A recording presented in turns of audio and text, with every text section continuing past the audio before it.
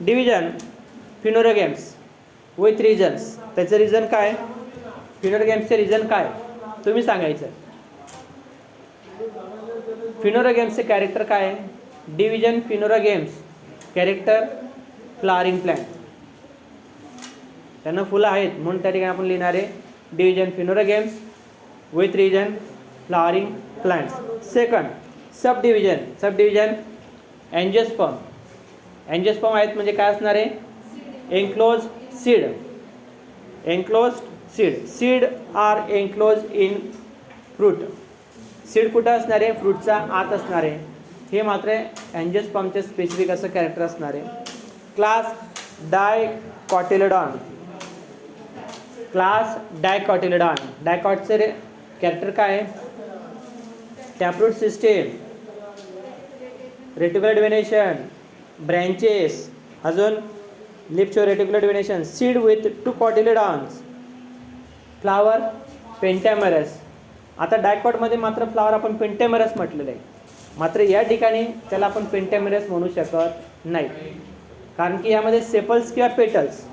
So any one characters are present. म्हणजे त्या ठिकाणी जर आपण पाहिलं तर एकच कॅरेक्टर त्या ठिकाणी प्रेझेंट असणार आहे. Okay. Sub class monochlamydeae apetalae. Apetalae means so do not differentiate between the sepals and petals. So they are tepals, ज्या ठिकाणी आपण त्याला अपेटॅली म्हटलेलं आहे. सो प्रेझेन्स ऑफ पेरियन, त्याला आपण म्हणणार आहोत presence of perianth. Monochlamydeae apetalae. Apetalae का म्हटलेलं आहे मी तुम्हाला मागे पण सांगितलं. So do not differentiate between the sepals and petals. यामध्ये आपण जे सेपल्स आणि पेटल जर असेल तर ते मात्र आपण त्या ठिकाणी डिफरन्शिएट करू शकलो नाही. तर या पार्टचा आपण म्हणणार आहोत apetalae. Series unisexuales. So unisexual means only for a single floral characters are present from otherwise male or female. एक तर त्या ठिकाणी मेल असेल, एक तर त्या ठिकाणी काय असणार आहे? फिमेल असणार आहे. So this plants are dioecious conditions and one characters are present from anther and another are gynoecium. एक तर त्या ठिकाणी अँड्रोशियमचा पार्ट असणार आहे, एक तर त्या ठिकाणी गायनोशियमचा पार्ट त्या ठिकाणी प्रेझेंट असणार आहे. So series are a unisexual. Flowers are unisexual. Series आपण का म्हटलेलं आहे या ठिकाणी? युनिसेक्शुअल म्हटलेलं आहे. आता या ठिकाणी युनिसेक्शुअल जर आलं तर आपण त्या ठिकाणी काय म्हणणार आहोत? Flowers are unisexual. त्याचे कॅरेक्टर्स सगळे सिरीज. आणि ऑर्डरमध्ये याच्यामध्ये मोनोक्लॅमिडीमध्ये ऑर्डर नाही आहे, तर डायरेक्ट सिरीज त्या ठिकाणी आले, कारण की मोनोक्लॅमिडीमध्ये त्या ठिकाणी आपण डिफरन्शिएट करू शकत नाहीत म्हणून. त्यानंतर फॅमिली इफोर्बियासी.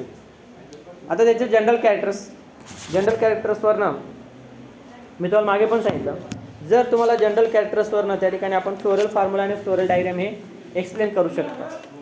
परंतु यामध्ये आता जनरल कॅरेक्टर्स जवळपास मी तुम्हाला मागे सांगितलं की जर आपल्या डोळ्यासमोर जर एरंडीचं जे प्लांट असेल, काहींनी पाहिलं असेल, जवळपास सगळ्यांनीच पाहिलं आहे, फक्त काहींचं लक्ष नसतं एवढंच.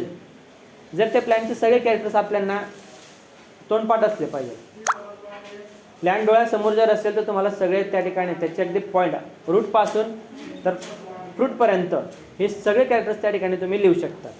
यामध्ये फर्स्ट जनरल कॅरेक्टर्स. हॅबिट काय असणार आहे? Herb, shrub. खूप झालं तर बस 10 फुटापर्यंतची हाईट असणार आहे, म्हणजे ट्री सारखं राहणार नाही. 20, 25, 40 फुटापर्यंतची हाईट जात नाही. So most of the plants are present from the herb, shrub or trees with or milky latex. Milky latex का म्हटलेलं आहे? Herb, shrub or milky latex. म्हणजे एखादा बॉडीचा पार्ट जर तुम्ही त्याला कट केला तर त्याच्यामध्ये बघा दुधीसारखा सबस्टन्स बाहेर पडतो. सर इंडिव्हिज्युअल कॅरेक्टर्स म्हणजे त्या ठिकाणी स्पेसिफिक कॅरेक्टर असणारे milky latex are present from the euphorbiaceae members. त्या इफोर्बियासीच्या मेंबर्समध्ये रिसिनस क्युमिनेस याच्यामध्ये आपल्याला त्या ठिकाणी milky latex are presents. Root taproot system. टॅपरूट सिस्टमचे कॅरेक्टर काय असणार आहे? प्रायमरी, सेकंडरी आणि लॅटरल ब्रँचेस आर प्रेझेंट. तिथं प्रायमरी, सेकंडरी आणि लॅटरल ब्रँचेस हे प्रेझेंट असणार आहे, त्या रूटला आपण म्हणणार आहोत taproot system. The next stem. Stem कसं असणार आहे बघा? हर्बेशियस. हर्ब असेल म्हणून आपण त्याला म्हटलेलं आहे हर्बेशियस. एरंडीचा प्लॅंट जर पाहिला तर त्या ठिकाणी हर्बेशियस असणार आहे. और या ठिकाणी उडी म्हटले, मात्र आपण त्या ठिकाणी उडी लिहू शकत नाही. हर्बेशियस. इरेक्ट. इरेक्ट म्हणजे काय? सरळ वाढतं. इरेक्ट म्हणजे काय त्या ठिकाणी सरळ वाढणारे. Erect, fleshy or spiny, fleshy or spiny. त्या प्लांटला तुम्ही थोडंसं हात जर लावण्याचा प्रयत्न केला तर बारीक बारीक त्या ठिकाणी काटे त्या ठिकाणी तुम्हाला लागतात, म्हणून आपण त्याला म्हटलेलं आहे स्पायनी. त्या कॅरेक्टर्स त्या ठिकाणी स्पेसिफिक असं कॅरेक्टर असणार आहे. Spiny modified into the phylloclade or cladode with milky latex. Phylloclade or cladode. जे लीप असेल त्याला फायलोक्लेड का म्हटलं आहे? आपल्याला असं वाटतं की एकच लीप असेल ते palmately leaf like structures, but number of lateral branches are multicasted reticulated venations formations. म्हणजे बरेचसे छोटे छोटे लीफ पासून एक मोठं लीफ तयार झालं असं आपल्याला दिसतं, म्हणून आपण त्याला म्हणणार फायलोक्लायडेड. ओके. लीफ कसं त्याचं? Simple, alternate, entire, rarely palmately compound with cudaceous or persistent stipules. palmately मी तुम्हाला आता एवढं सांगितलं. जर एरंडीचं जे लीफ असेल तर आपल्याला कसं दिसतं? पानसारखं दिसतं. हा म्हणजे काय माहिती? त्याचं जवळपास जसं पपयाचं प्लांट येतं, पपईचं तुम्ही पाहिलं असेल त्याचे लीफ जशी येतात ना तसं त्यांचे लीफसारखं आपल्याला दिसणार आहे, म्हणून आपण त्याला त्याच्यामध्ये कन्सिडर केलेलं आहे. So these are a palmately compound leaf unicostate multicostate reticulate venation. palmately असेल तर काय असणार आहे ते? Multicostate reticulate venation. आपण त्या ठिकाणी युनिकॉस्टेट म्हणू शकत नाही.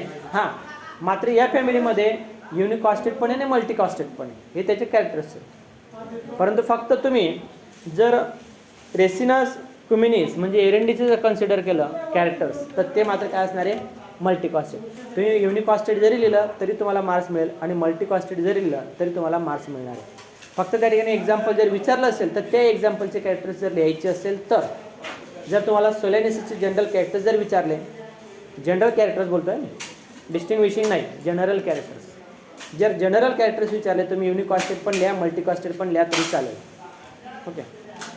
फ्लावर स्मॉल, त्यांचे फ्लावर कसे असणार आहे? छोटे असणार आहे. Flower small, bracteate, bract are present, bract are main function to protect the bud condition. तर त्याचं मेन फंक्शन काय असणार आहे? To protect bud condition. Bud कंडिशनमध्ये असताना त्यांना प्रोटेक्शन करण्याचं काम त्या ठिकाणी ते याला फ्लॉरिंगला त्या पार्ट्सला त्या ठिकाणी होत असतं.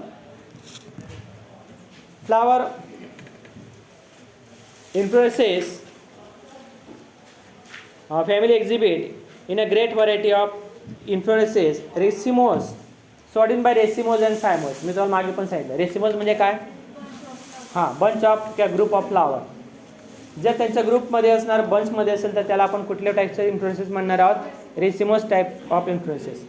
परंतु काही फ्लावरेस अरेंजमेंट ऑफ प्रॉपर जर असेल आणि ते जर सिंगल असेल तर आपण त्याला म्हणणार आहोत सायमोस टाईप ऑफ इन्फ्लोरेसेस, किंवा आपण त्याला एक्झिलरी फ्लावर किंवा सॉलिटरी फ्लावर देखील त्या ठिकाणी म्हणू शकतो. Ricinus and croton, catkin, acalypha, terminal in cymes and jatropha. जर आपण जॅट्रोपाचं जर पाहिलं प्लांट्स तर याच्यामध्ये मात्र सायमोस टाईप ऑफ इन्फ्लुएन्सेस आहे.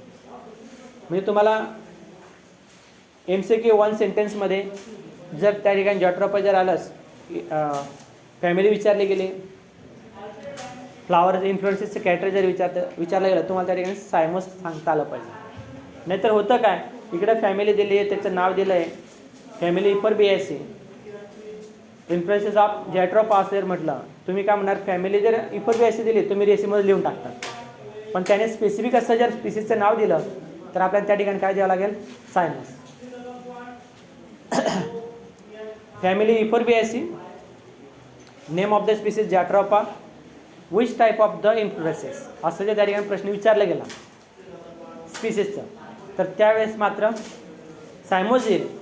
जर inflorescence types of inflorescence in euphorbiaceae तर त्यावेळेस मात्र तुम्ही रेसिमोस टाकू शकता.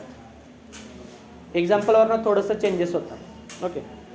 जसं मी तुम्हाला आत्ता मागच्या वेळेस कुठल्या बाबतीत सांगितलं? विदिनिया सोमनिफेरा म्हणजे अश्वगंधा, याच्यामध्ये मात्र रेसिमोज आहे, बाकी मात्र सगळे सायमोज इन्फ्लुएन्सेस आहे. इन्फ्लुएन्सेसचं थोडंसं कॅरेक्टर त्या ठिकाणी बदलू शकतं. कुठल्या ह्याच्यामध्ये जाईल ते. फ्लावर स्मॉल, ब्रॅक्टिएट, रेग्युलर और इरेग्युलर. फ्लावर हायपोगायनस. हायपोगायनस का म्हटलंय? कारण की त्याचे जे सेपल किंवा पेटल जर असेल तर ते कुठे आहे? ओरीच्या खाली आहे, म्हणून आपण त्याला फ्लावर का म्हटलं आहे? Hypogynous. Unisexual, male or female.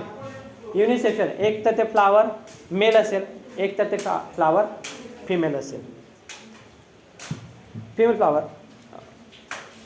आता याच्यामध्ये बघा एक छोटासा पार्ट आहे. Male and female flower are in a cyathium inflorescence, monoecious or dioecious. Cyathium inflorescence. तर सायथियम टाईपचे जे इन्फ्लोरेसेस असेल त्यामध्ये मात्र मोनोशियस और डायशियस, म्हणजे काही याच्यामध्ये मात्र मेल फ्लावर आणि फिमेल फ्लावर एका याच्यात असेल. सायथियम यामध्ये ज्याला आपण मिनटं